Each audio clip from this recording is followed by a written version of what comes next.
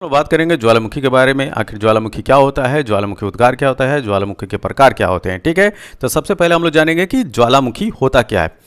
ज्वालामुखी भूपटल पर प्राकृतिक छिद्र व या दरार है जिसके माध्यम से पृथ्वी के अंदर जो पिघला हुआ पदार्थ है वो बाहर निकलता है। लावा, राख, जलवाष्प, ठोस पदार्थ तथा अन्य गैसें बाहर निकलती हैं। ठीक है, और इसको नेचर का सेफ्टी वॉल भी कहते हैं। मतलब कि अगर ये व्यवस्था ना होती नेचर में तो काफ़ी जो है डिस्ट्रक्शन क्रिएट होता है। तो अगर प्रकृति का अगर सेफ्टी वॉल पूछा जाए तो क्या बोलेंगे? वोल्केनो। ठीक है, अब ज्वालामुखी में जलवाष्प 80 to 90% होता है। तो ज्वालामुखी उद्गार के समय अगर आपसे पूछा जाए कि सबसे ज़्यादा क्या निकलता है तो वो है जलवाष्प। गैसों में बात हो रही है, ठीक है, जो कि 80 to 90% होता है। और इसके अलावा अगर अन्य गैसों की बात करें तो कार्बन डाइऑक्साइड, हाइड्रोजन और नाइट्रोजन अन्य गैसों के रूप में निकलती हैं। ठीक है, अब दूसरा जो सबसे इंपॉर्टेंट पॉइंट ये है कि ज्वालामुखी की अगर हम बात करें तो पृथ्वी के सतह के नीचे जो पिघला हुआ चट्टान है वह मैग्मा कहलाएगा। और जब पृथ्वी की सतह से जब बाहर निकल आता है तो यही जो है वो लावा कहलाता है। तो जब पिघली हुई चट्टान पृथ्वी की सतह के अंदर है, पृथ्वी के अंदर है, तो वो मैग्मा कहलाएगी। और जब यही बाहर निकल आता है ज्वालामुखी उद्गार के द्वारा, वोल्केनिक इरप्शन के द्वारा, तो यही लावा कहलाता है। ठीक है, अब ज्वालामुखी विस्फोट के दौरान जो ठोस चट्टानें जो निकलती हैं उनको पायरोक्लास्ट कहा जाता है। क्या कहा जाता है? पायरोक्लास्ट। इसको याद रखिएगा। तो कभी कभी क्या होता है जब ज्वालामुखी उद्गार होता है तो ठोस चट्टानें जो हैं मतलब कि चट्टानें जो पिघल नहीं पाती हैं, तो ठोस रूप में जब बाहर निकलती हैं तो एकदम गर्म लोहे की भांति होती हैं। ठीक है, तो इनको जो है पायरोक्लास्ट बोलते हैं।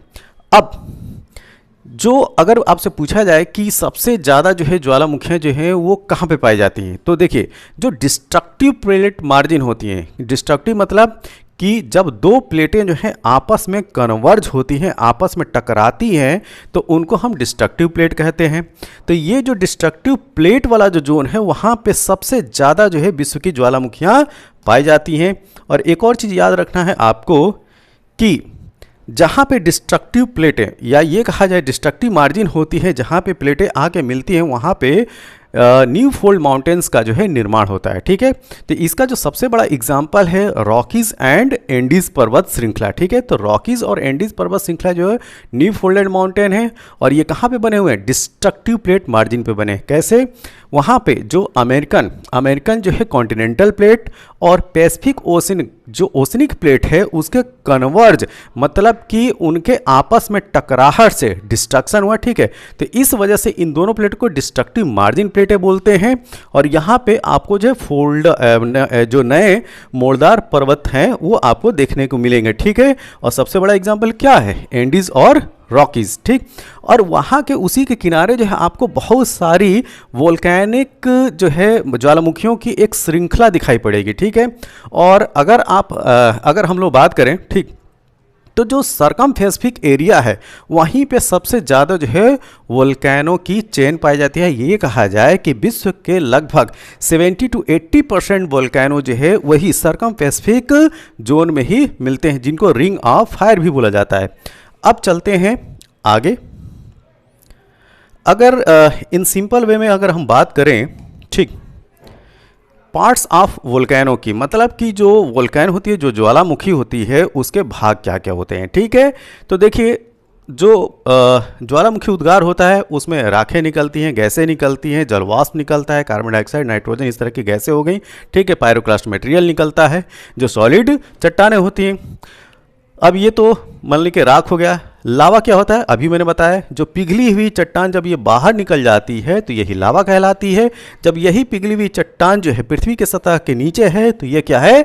मैग्मा है, मैग्मा हो गया। और जब यह एक सकरी पाइप जिस रास्ते से निकलती है इसको क्या बोलते हैं? वेंट। तो जब वो जो मेन पाइप जो होती है जिससे यह मैग्मा जो है वो निकलने की कोशिश करता है वो कहलाएगा मेन वेंट। अच्छा, तो एक जो है मुख्य द्वार हो गया, ठीक है, या ये कहें एक पाइप हो गई मेन वाली। तो इसके साथ में कुछ साइड वाली भी जो है वो पाइपें होती हैं जिनको जो है हम लोग साइड या सेकेंडरी वेंट भी बोलते हैं। ठीक है, यहाँ से भी ये मैग्मा निकलने की कोशिश करता है। ठीक, तो ये एक स्ट्रक्चर हो गया।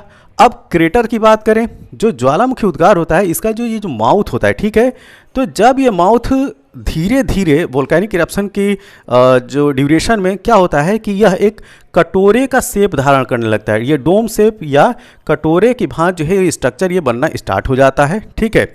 और इसकी वजह से यह जो एक बॉल शेप स्ट्रक्चर बनता है इसी को बोलते हैं क्रेटर, ठीक है। तो जब ज्वालामुखी के आप माउथ में देखेंगे तो इस तरीके के एक जो है आपको संरचना दिखाई पड़ेगी, ठीक है, कटोरे की भांति। अब इसमें जब बारिश होती है तो पानी भर जाता है, क्योंकि देखिए जब वोल्केनिक इरप्शन होता है तो वोल्केनो में जो ये जो मटेरियल होते हैं, ठीक है, वो विस्कस होते हैं, चिपचिपे होते हैं। तो ये जो वेंट होता है उन मटेरियल से क्या हो जाता है, प्लग होता है, चोक हो जाता है, जाम हो जाता है। तो ये जो यहाँ पे ये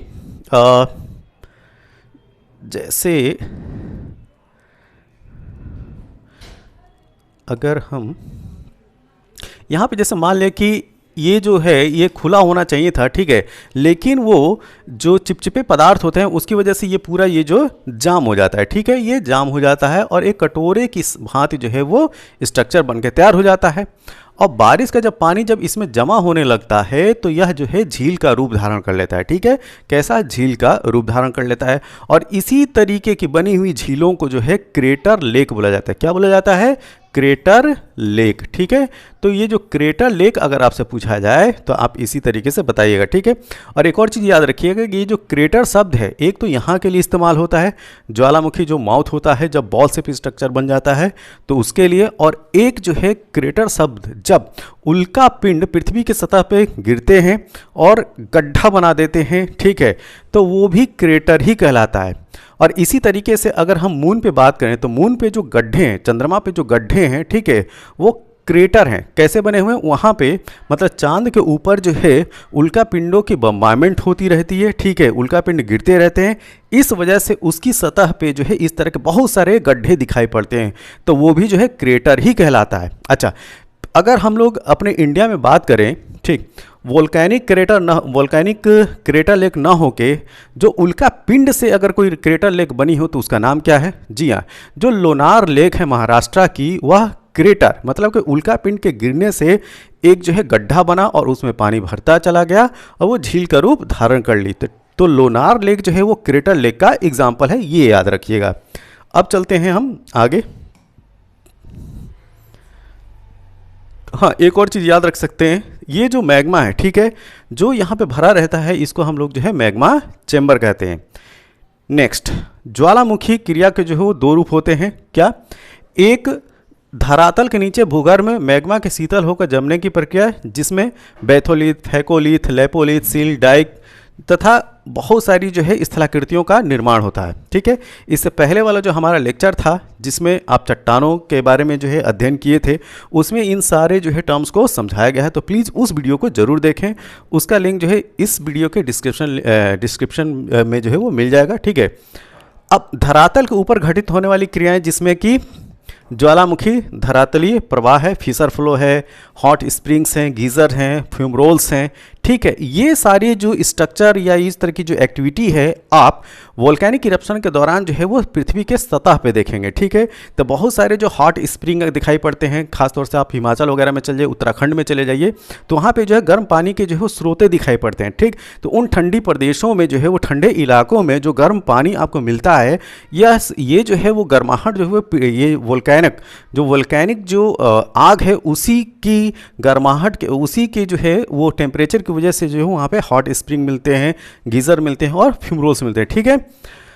ज्वालामुखी छिद्र के चारों तरफ लावा के अत्यधिक मात्रा में जमा होने पर ज्वालामुखी पर्वतों का निर्माण होता है। जैसे कि मान लिया कि जब ज्वालामुखी उद्गार हो रहा है तो उसमें जो निकलने वाला चिपचिपा जो पदार्थ होता है वो एक के ऊपर एक जो है वो जमना स्टार्ट होता है, ठीक है।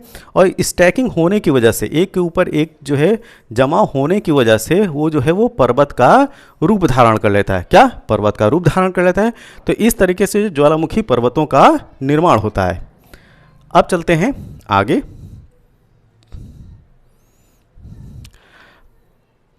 अब देखिए, इस पर्वत के ऊपर लगभग बीच में एक छिद्र होता है जिसे ज्वालामुखी वोल्केनिक वेंट कहते हैं, जो कीपाकार होता है। ठीक, वेंट की हमने चर्चा कर ली। एक जो है एक पाइपनुमा स्ट्रक्चर होता है, ठीक, जहाँ से यह जो मैग्मा है वो निकलने की कोशिश करता है या निकलता है। ठीक है, इस क्षेत्र को धरातल के नीचे भूगर्भ से संबंधित एक पतली नली होती है जिसे ज्वालामुखी या वोल्केनिक पाइप कहते हैं। इसकी बात की जा रही है। ठीक है, कलर चेंज करते हैं, वोल्केनिक पाइप होती है। ठीक है, और ज्वालामुखी का छिद्र विस्तृत हो जाता है तो उसे वोल्केनिक क्रेटर कहते हैं। जैसे मैंने बोला ना कि जब ये बॉल सेट कटोरे के भांति हो जाता है तो क्या कहलाने लगा? वोल्केनिक क्रेटर कहलाएगा। ठीक है, यहाँ पे ये आप देख सकते हैं। ठीक है, तो ये जब ये वाइड हो जाता है, बॉल शेप हो जाता है, तो यही क्रेटर कहलाता है। अब आगे देखते हैं। ठीक है, सेंट्रल वेंट्रिया से बने संकुया ज्वालामुखी पहाड़ के उदाहरण जो है इस तरह के जो एग्जाम्पल आपको मिलेंगे कि वोल्केनिक जो पर्वत या पहाड़ जो बनते हैं, ठीक है, उसके जो कुछ एग्जाम्पल हैं वो मैक्सिको का, ठीक है, मैक्सिको का पाराक्यूटिन, हवाई का मोनालोआ, इटली के विसुवियस और स्ट्राम्बोली। ठीक है, ये एग्जाम्पल हैं क्या? ज्वालामुखी पर्वतों के। ठीक है, अब अच्छा, अगर आपको जो है फीसर्स इरप्शन अगर देखने को मिले जाए तो वो कहाँ पे मिलेंगे? रचनात्मक प्लेट किनारों के सहारे होते हैं। ठीक है, तो रचनात्मक प्लेट या यह कहिए कि जो डिस्ट्रक्टिव जो कंस्ट्रक्टिव जोन होता है, ठीक है, वहाँ पे आपको जो है दरारी उद्भेदन रचनात्मक वो जो चीज़ें वो दिखाई पड़ेंगे। ठीक, और जो रचनात्मक प्लेटें हैं वो कहाँ मिलेंगी? वो मिलेंगी डाइवर्जेंट, ना कि कन्वर्जेंट प्लेट के मार्जिन पे। जो डाइवर्जेंट प्लेटें हैं, मतलब कि अगर आप मिड ओशनिक रीज में जाएं, ठीक है, मिड अटलांटिक ओशनिक रीज सबसे अच्छा एग्जांपल है मिड ओशनिक रीज का। यहाँ पे जो दो ओशनिक प्लेटें हैं अटलांटिक ओशन की, वो एक दूसरे से अलग होती हैं। ठीक है, तो जब अलग होती हैं तो वह कहलाएंगी क्या? रचनात्मक प्लेटें। क्यों? क्योंकि अंदर से जो निकलने वाला मैग्मा है जब वो बाहर लावा का रूप धारण करता है तो लावा जो है एक दूसरे को एक के ऊपर एक जो है वो इकट्ठा होता चला जाता है और लेयर बनाता है, तो नए जो है स्ट्रक्चर बनते हैं। इस वजह से उसको रचनात्मक प्लेट कहते हैं। तो जो दरारी उद्भेदन है आपको कहाँ पे मिलेगा? जो कंस्ट्रक्टिव प्लेट मार्जिन है वहाँ पे। ठीक है, और इसका सबसे अच्छा एग्जांपल क्या है? सबसे अच्छा एग्जांपल मिड अटलांटिक ओशियन रीज। तो रीज जो है एक बहुत लंबी पर्वत श्रृंखलाएं हैं जो है उनको हम रीज बोलते हैं। ठीक है, नेक्स्ट बात करें ज्वालामुखी की सक्रियता। देखिए, ज्वालामुखी की सक्रियता के आधार पर ज्वालामुखी जो है वो तीन तरीके की होती है। एक होती है एक्टिव ज्वालामुखी वोल्केनो, एक होती है डोरमेंट और एक होती है एक्सटिंक्ट। ठीक है, तो जो एक्टिव ज्वालामुखी मतलब कि यहाँ पे हमेशा जो है आपको राख धुआं जो है निकलता ही रहेगा। ठीक है, तो ऐसे ज्वालामुखी जिनके मुख से सदैव धूल, धुआं, वाष्प, गैस, राख तथा लावा आदि पदार्थ जो है बाहर निकलते रहते हैं, जैसे सिसिली द्वीप का माउंट एटना, लेपारी द्वीप का स्ट्राम्बोली, इक्वाडोर का कोटोपैक्सी, अंटार्कटिका का माउंट इरेबस, अंडमान निकोबार का बैरन द्वीप और हवाई द्वीप का मोनालोआ, अर्जेंटीना का ओजोस डेल सालाडो। ठीक है, तो ये जो है कुछ एग्जाम्पल हैं किसके? एक्टिव वोल्केनो को। अगर हम डोरमेंट, ठीक है, प्रसुप्त ज्वालामुखी की बात करें तो ऐसे ज्वालामुखी जिनके निकट अतीत में जो है इरप्शन तो नहीं हुआ है लेकिन पहले जो है इरप्शन हुआ है और आगे भी इरप्शन हो सकता है। ठीक है, लेकिन जिनमें कभी भी उद्गार हो सकता है, जैसे कि इटली की विसुवियस हो गई, जापान की फ्यूजियामा हो गई, ठीक है, इंडोनेशिया का क्राकाटोआ हो गया, अंडमान निकोबार का नारकोडम आइलैंड हो गया। ठीक है, तो ये जो ज्वालामुखियां हैं वो डोरमेंट वोल्केनो के एग्जाम्पल हैं। ठीक है, अगर आपसे एक्सटिंक्ट वोल्केनो का मृत या शांत ज्वालामुखी की अगर बात किया जाए तो वैसे ज्वालामुखी जिनमें ऐतिहासिक काल में कोई उद्गार नहीं हुआ है, ठीक है, तो बहुत सालों पहले जो हजारों साल पहले जो है उसमें कोई इरप्शन नहीं हुआ है, जिनमें पुनः उद्गार होने की संभावना भी नहीं है। ठीक है, तो नियर फ्यूचर में भी जो है इरप्शन या ज्वालामुखी उद्गार होने की संभावना भी नहीं है, तो ऐसी ज्वालामुखी होती हैं उनको एक्सटिंक्ट वोल्केनो बोलते हैं। ठीक है, तो ईरान का कोह सुल्तान, ध्यान रखिएगा, कोह सुल्तान जो ज्वालामुखी है वो एक्सटिंक्ट का एग्जाम्पल है जो कि ईरान में है, और देवबंद। ठीक है, तो कोह सुल्तान और देवबंद ईरान में है। म्यांमार का पोपा, तंजानिया के किलिमंजारो और इक्वेडर का चिम्बाराजो और एंडीज का एकांकुआ, ये एग्जाम्पल है एक्सटिंक्ट वोल्केनो की। अब हम बात करते हैं आगे।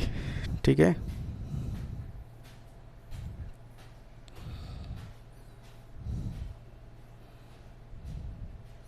ओके, थोड़ा सा हम लोग टाइप देखेंगे ये। ठीक है, उनकी संरचना के आधार पर, वो तो एक्टिविटी के आधार पे जो है वो कितने तरीके के वोल्केनो होते हैं वो हमने देखा, extinct, dormant and active volcano, ठीक है, उनके एक्टिविटी के आधार पे। अगर उनकी संरचना के या उनकी उनके जो है किस तरह के स्ट्रक्चर बनाते हैं उनके आधार पर अगर बात किया जाए तो मुख्य तरीके के जो ज्वालामुखी होते हैं ये हो गया आपका cinder cone volcano, composite volcano, shield volcano और लावा डोम वोल्केनो, ठीक है। तो ये क्या होते हैं इनको जान लेते हैं, ठीक है। सिंडर कोन वोल्केनो में क्या होता है, एक जो है केवल एक मेन पाइप होती है, साइड वाली पाइप नहीं होती है। दूसरी बात ये होता है कि इसका जो लावा होता है, हाँ, विस्कस होने के बहुत दूर तक नहीं जाता है, ठीक। और ये जो है वो एक सिंपल स्ट्रक्चर होता है। इसके जो साइड्स होते हैं वो काफ़ी स्टीप होते हैं क्योंकि विस्कोसिटी जो है इसमें सांद्रता जो है काफ़ी ज़्यादा होती है, बहुत ज़्यादा ही गाढ़ा और चिपचिपा होता है। अगर हम कंपोजिट वोल्केनो की बात करें तो इसका नेचर जो है इसी तरीके से होता है, लेकिन इसमें जो है साइड वेंट आपको देखने को मिले, ये देख सकते हैं, ठीक है। तो इनसे भी जो है लावा उद्गार होता रहता है और मेन वाली तो पाइप है ही, ठीक है, सेंट्रल वेंट तो है ही जहाँ से लावा निकलता रहता है। तो इसमें क्या होगा कि जैसे कि मान लें कि यहाँ जो मेन वेंट है, ठीक है, या जो सेंट्रल वेंट है, यहाँ से तो जो लावा निकला एक लेयर ये हो गई, फिर यहाँ से भी लावा निकल रहा है, एक ये लेयर क्रिएट करेगा, यहाँ से निकल रहा है, यहाँ से निकल रहा है, फिर इस साइड में इधर से निकल रहा है। तो यहाँ पे क्या होता है कि मल्टी लेयर जो है वो लावा की बन जाती है। तो यहाँ पे जो चट्टानें बनती हैं वो मल्टी लेयर वाली बनती हैं, ठीक है। तो ये जो स्ट्रक्चर होता है वो कंपोजिट वोल्केनो को होता है। सील्ड वोल्केनो की बात की जाए तो यहाँ पे जो लावा निकलता है वो कम विस्कस होता है, ठीक है, बहुत चिपचिपा नहीं होता है। इस वजह से यह जो यहाँ पे आपको स्टीप स्लोप नहीं दिखाई पड़ेगा, ये काफ़ी जो है वो जेंटल स्लोप होता है, ठीक है। कैसा होता है, जेंटल स्लोप होता है और इसका लावा जो है वो काफ़ी दूर तक फैलता है। तो इस स्ट्रक्चर को जो है सील्ड वोल्केनो कहते हैं, ठीक। इसमें भी आपको साइड वेंट देखने को मिलेगी। वहीं पे जो लावा डोम होता है, इसमें जो लावा होता है वो काफ़ी विस्कस होता है, मतलब कि काफ़ी गाढ़ा और चिपचिपा होता है। इस वजह से इसका जो लावा होता है वो काफ़ी दूर तक नहीं जाता है, ठीक है। ये एक स्टीप फ्लो बनाता है, ठीक है, मतलब कि जैसे इस तरीके से गया और वहीं से गिर गया, ठीक है। तो यहाँ पे जो है स्टीप जो है साइड बनता है और ये जो लावा है वो काफ़ी दूर तक फैलता नहीं है, बिल्कुल। इसका एग्जाम्पल ले सकते हैं जैसे दूध, ठीक है, दूध और शहद का। दूध जो होता है वो पतला होता है, वो अगर जैसे उबलना स्टार्ट हुआ तो काफ़ी दूर तक वो फैलेगा, ठीक, अगर ध्यान न दिया जाए तो उसी तरह का जो है एग्जाम्पल सील्ड वोल्केनो को मिल्क वाला। अगर शहद निकलना स्टार्ट हो तो शहद क्या होगा, दूध के कंपेयर में बहुत गाढ़ा होता है तो काफ़ी दूर तक वो नहीं फैलेगा, ठीक। तो ये एग्जाम्पल है लावा डोम का। तो ये ऑल अबाउट था वोल्केनो का, वोल्केनिक इरप्शन का, ठीक है, उसके नेचर का और कितने प्रकार की होती है, ये चीज़ हमने यहाँ पे डिस्कस किया। यह वीडियो कैसा लगा, जैसा भी लगा हो आप अपने सुझाव जो कमेंट बॉक्स में ज़रूर दें।